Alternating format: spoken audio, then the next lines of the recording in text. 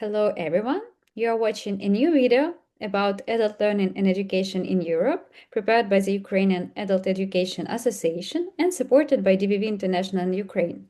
My name is Victoria, and today my Zoom guest is Dervol Lоулес, the Chief Executive Officer of EONTAS, Ireland's National Adult Learning Organization. EONTAS has been at heart of promoting lifelong learning for over 50 years, and today the organization continues to shape national policy and advocate for more inclusive, equitable educational system, provide deep research in the field, organize events, and give voices to learners across the country through its platforms.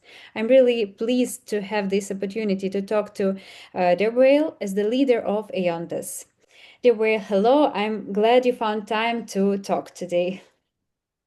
Thank you so much, Victoria. It's lovely to be here with you today online. And the same. I'd like to start with a short icebreaker. What first sparked your passion for the field of adult education? Ooh. I kind of fell into it accidentally. I wasn't sure what to do when I finished school, and my mum and one of her friends encouraged me to do an adult education course, and I loved it. And the course was studying adult education, which was great. And I have always had a very strong sense of social justice. And when I realized how much of the history in adult education was connected to campaigns, social justice movements, I fell in love with it. And I realized then for me that I think it's the greatest tool that you can have to create social change. So if you want to help a community that's under-resourced or a group of people that have been marginalized in society, adult education can make a huge difference in creating future opportunities. So that, yeah, I fell in love with it then when I learned more about the history. For sure. It sounds really inspiring.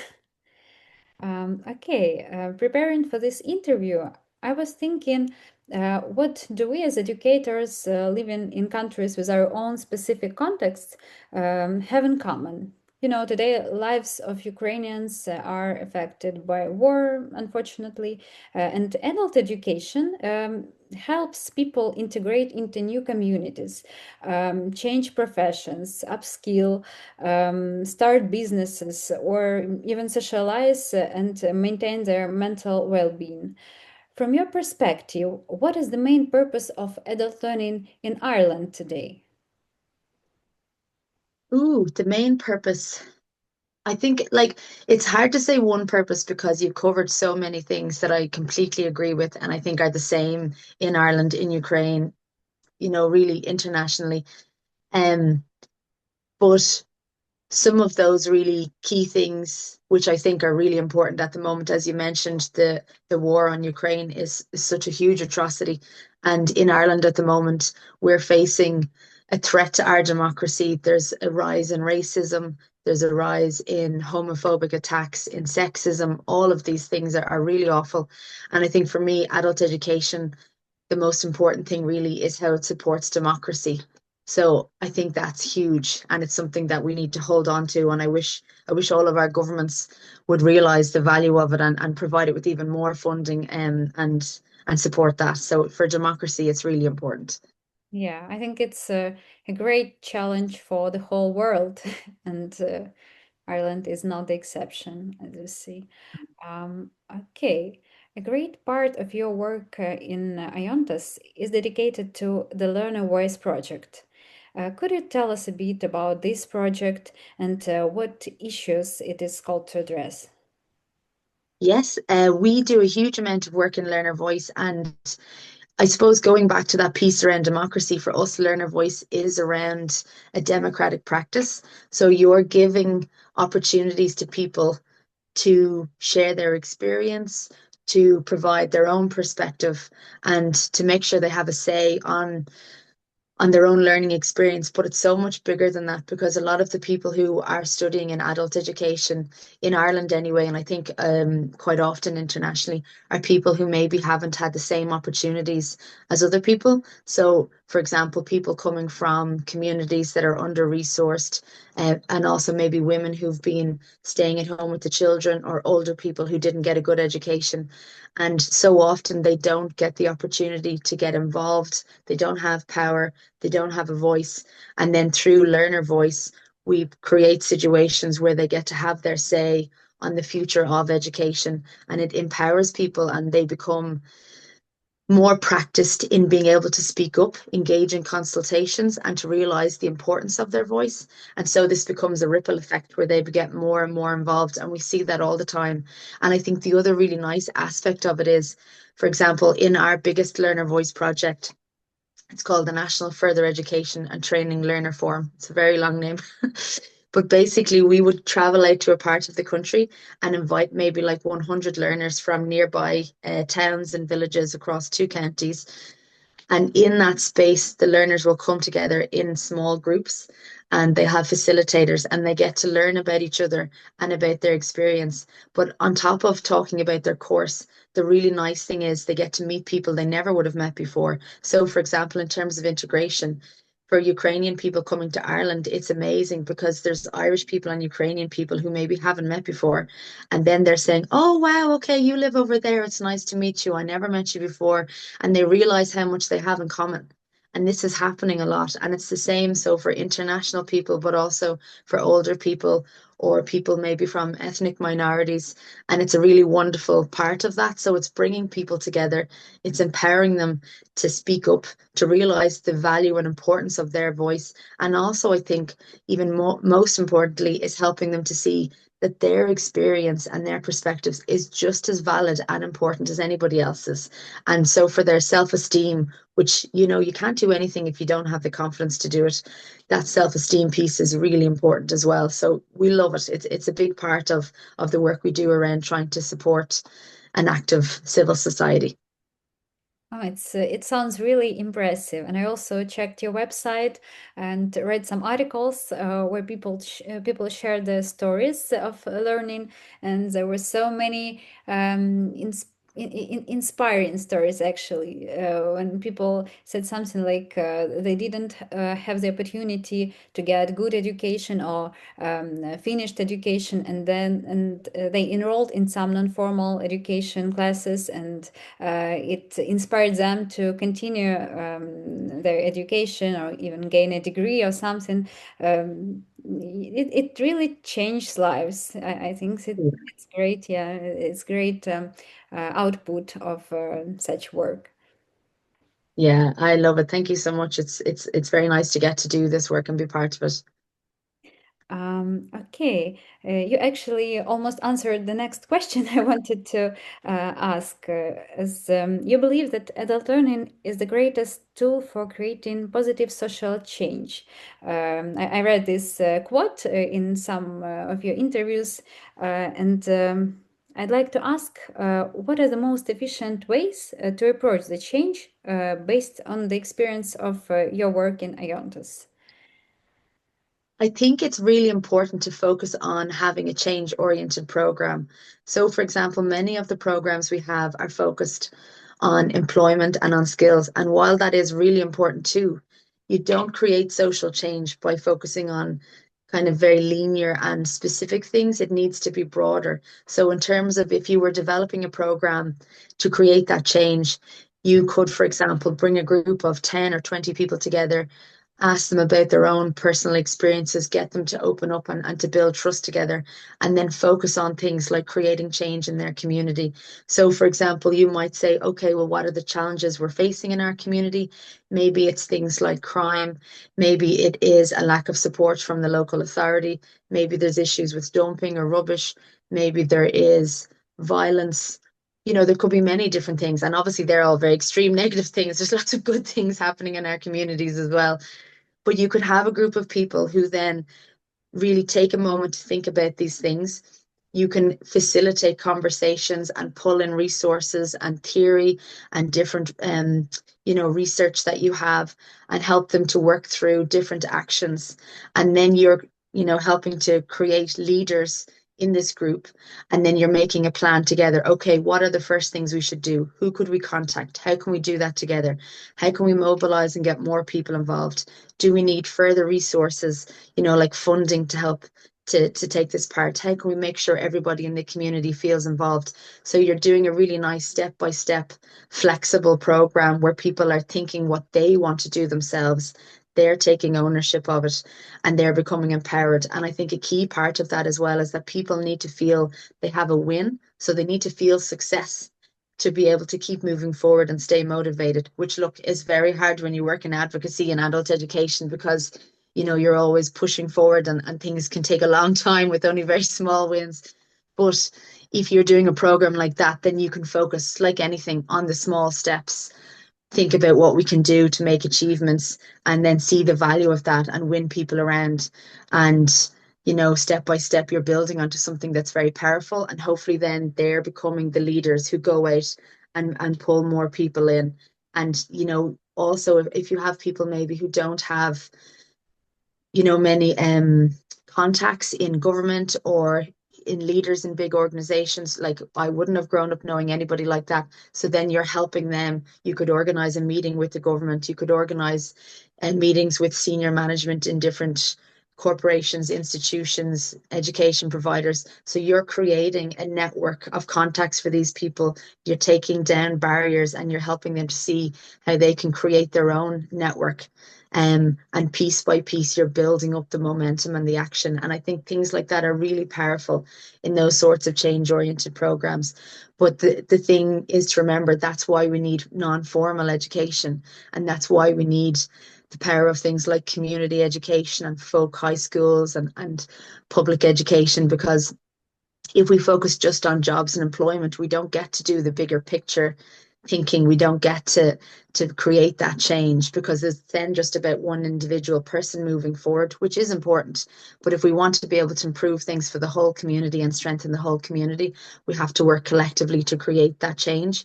And we need the space and the time to think about what that looks like, and to be able to allow for the challenges that you face along the way, to be creative and to make sure that we're doing what's best for everybody, not just one person.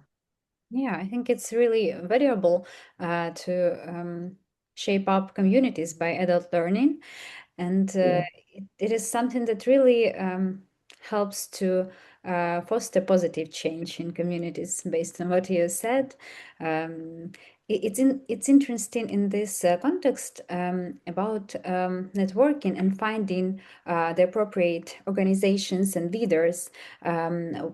What are the best, the most efficient ways to find such people, which you think will suit for such roles to be leaders of their community? And that's such a good question, because I think it's something that we get to learn over time if we're lucky. And for many people, they don't do that because they never had the chance. No one showed them. And then it seems miles away, like the people in government or people in senior kind of positions in organizations or anything. It just seems so far removed from a normal person's everyday life.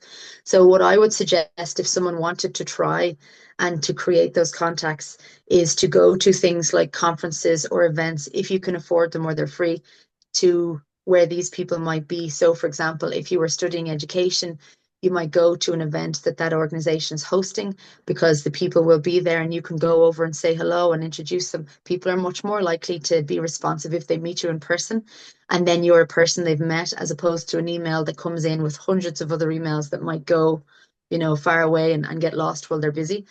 If you are working in a group and you're doing something really positive and taking action, you can use that advantage, and you could send a letter or an email, but probably even a letter these days might be more powerful, because people don't get letters as often.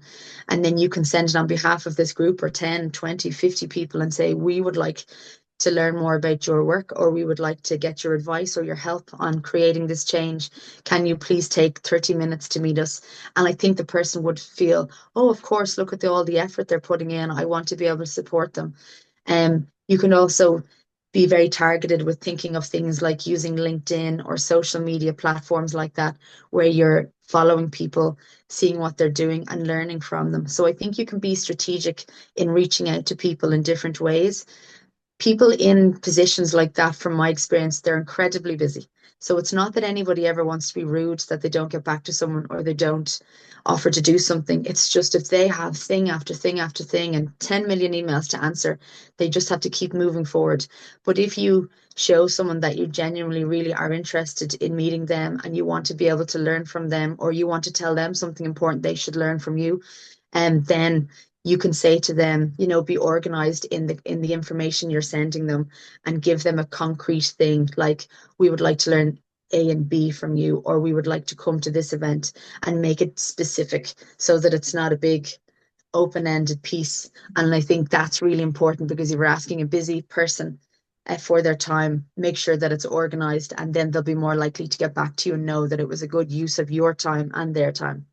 And in the right context, sound almost like a special skill which you can improve throughout years and experience. Definitely, yeah. I think it's something you have to develop over time. Okay. I ask all the representatives of other countries about the main target groups of adult learners which you have in your country, which they have in their country. So I'd like to ask the same about Ireland. Who are the main target groups which are the potential learners? Yeah. Well, I hope everybody.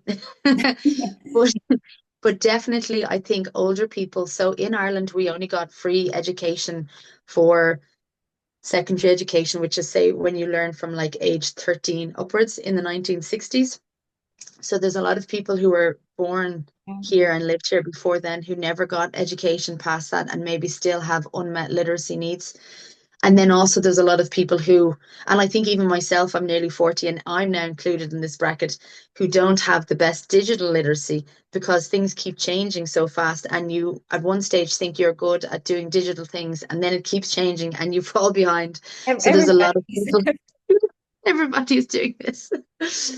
So I think that's a big thing. And then we also have a lot of women in adult education. So there's a lot of women who often, and I know this from the research as well, who put their own life on hold because they'll put their children's lives first. Which is wonderful that they're so caring and kind, but it's a gender issue, and it's unfair as well that women then, their education is placed on hold, their access to jobs, their access to funding, to paying their pension, all of these things are on hold while it's easier for men to progress.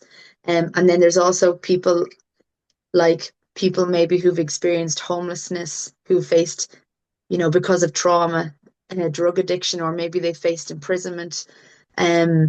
People from ethnic minority groups who've maybe faced discrimination, or people have come to Ireland as migrants or refugees. And then so many other groups like that. And I think a lot of people also from working class communities. So people like, and I would come from a working class community. If you were, born into a family that maybe didn't have higher levels of education, lived in an area that didn't have as many resources, or your parents just had normal jobs or maybe even no job, and you can face many challenges and prejudice as well. And you wouldn't have had access to things like we just talked about, a big social network. You don't know people in these different jobs who own businesses and all of these sorts of things. So there's a lot of people there who would have had more challenging experiences in education for many different reasons. So they're also a target group for us to support. Okay. In each country, the development of adult learning and education it depends a lot on legislation and budgeting. And I'd like to ask, does the government in Ireland do enough to foster this field, to promote adult learning and education for everyone? I think, while as an advocacy person, I would say they don't do enough. When I look at things internationally, I guess we're very lucky. So we would have, for example, a state authority called SOLAS, and that's dedicated just to adult education. So they provide all the funding. We also have strategies just for adult education. So we have the further education strategy. We have many other policies and things connected to that piece. And even in terms of our government, we have a government department or ministerial office that's just for further and higher education, research, innovation, and science, but further education, which is adult education, is named specifically. And I guess I can compare that to other places. So, for example, in Northern Ireland at the moment, which, you know, we're sharing the island here, they don't have a government department even dedicated to higher education. So they have adult learning as part of a smaller department. Higher education is there, and that's actually the department for skills. Or sorry, the Department for the Economy. So we're very lucky, and that's just one, and they still do great work. But there's many different governments across the world and that don't have legislation, policies, or, you know, ministers dedicated to that work. So I think internationally we're very lucky, but I would still like to see more being done because I think it's an under tapped area for the amount of positive outcomes and impact it could have for supporting our societies to be better and to be healthier.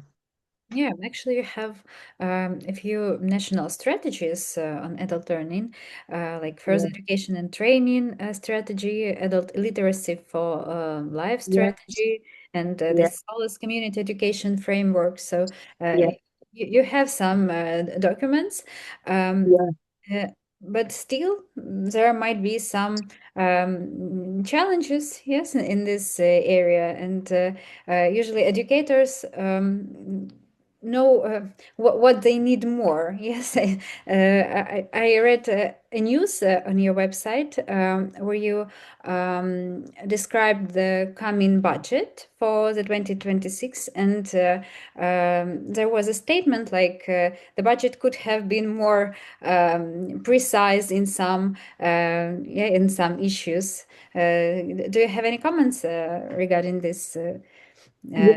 So budget plan? it's it's just like you said, Victoria, we're really lucky that we do have national policies and strategies dedicated to adult education. But the problem is, even though the funding is technically increasing, it's still not enough to meet the needs of the ambition of all these strategies and also to cope with the rapid changes that keep happening. So, for example, in things like digital literacy, the rise of racism, sexism, all these things, because these are all things happening in every community across the country. And it's adult education really that's embedded in every space. So they're trying to cope with all these changes. And also, if you think about things like apprenticeships, so for example, when technology is updated in airplanes, in building roads, in building houses, adult education or further education is the one area that's tapped into every single thing: medicine, infrastructure, the economy, social inclusion. It's completely embedded in everything. So even though all those things are really good, it's still a space that has to adapt and change very quickly and try to support all of these different areas. And I think what we found frustrating for that budget was, even though it was welcome, I think we were very cautious and nervous there would be huge budget cuts, but there wasn't for us. But at the same time, the budget is still not enough to cope with the level of expectation in terms of targets and also the changes that are happening. And one of the areas that we focus on is community education. So that's those change-oriented programs I was kind of referring to earlier on, where it could be a local women's group or a men's shed or, you know, a little house in a housing area that's just supporting the local people there.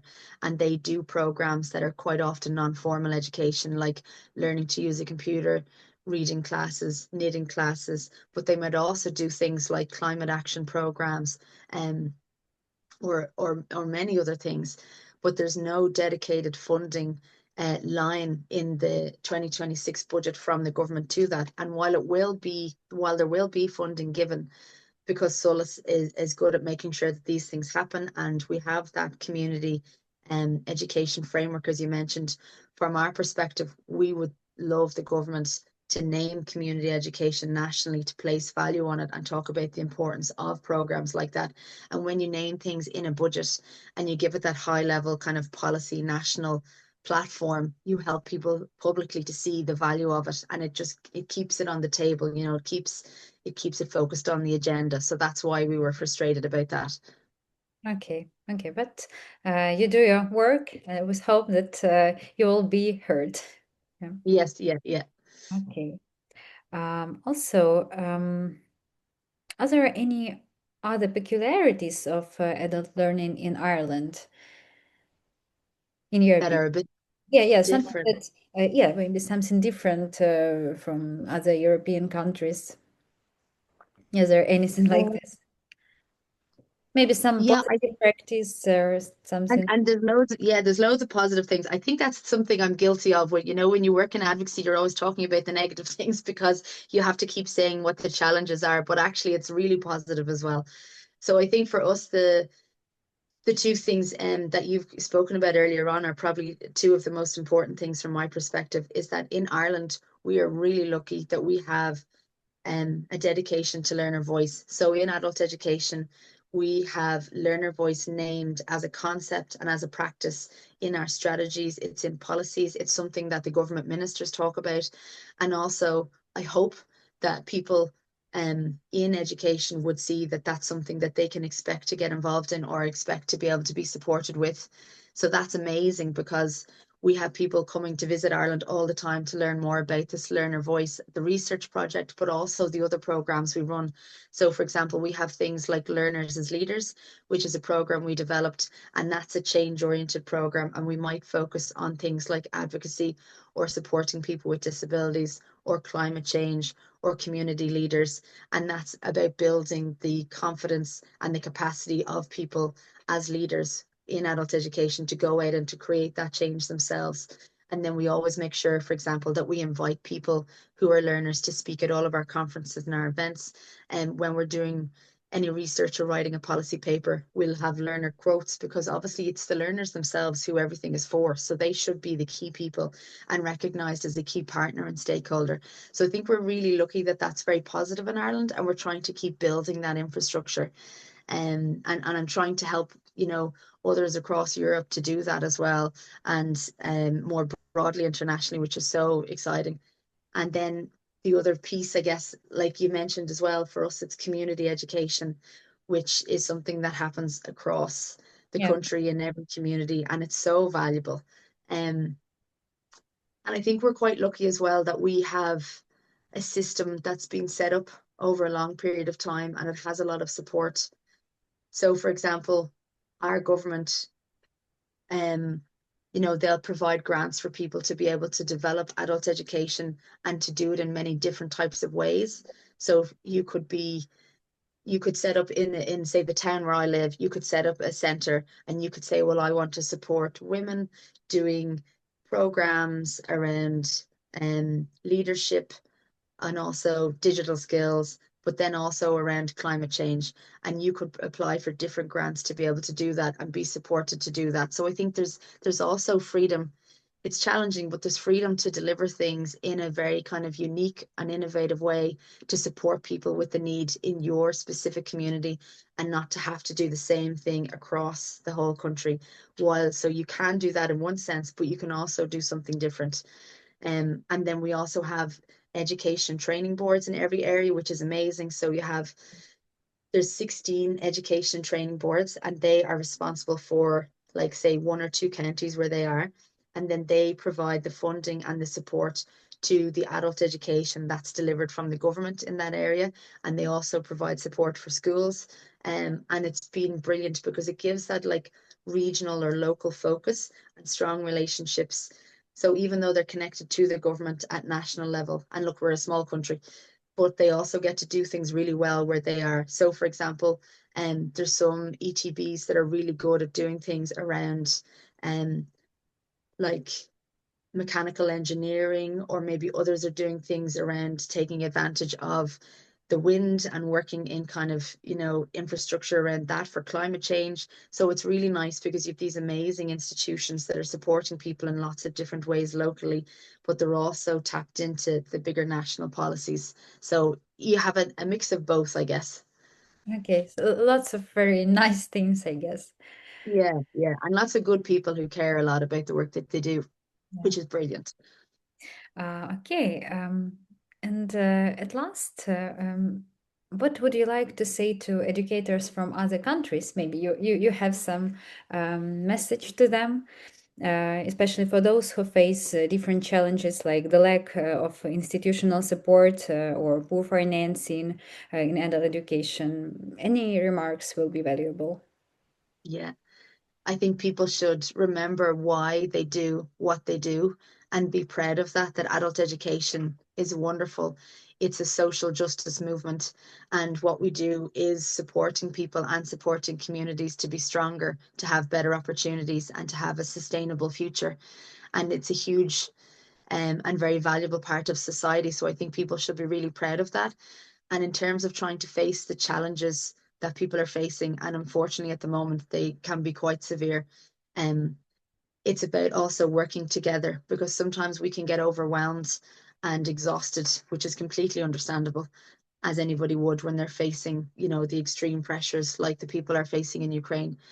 But we remember that we're a community and we're stronger together. So it's, you know, listening and supporting each other, asking other people for help, and remembering that we are much greater in terms of having power and action when we do things as a collective. And also that we should take advantage of that more broadly and ask for help internationally too, because we are all one big community who want to support each other. And that's, I think, something really special. Yeah, definitely. Well, many thanks for this meaningful talk. And I think our audience will find something interesting and inspiring for them from this talk. This video was created by the Ukrainian Adult Education Association with the support of DVV International in Ukraine and with the financial support of the German Federal Ministry for Economic Cooperation and Development. Thank you for watching. Bye-bye.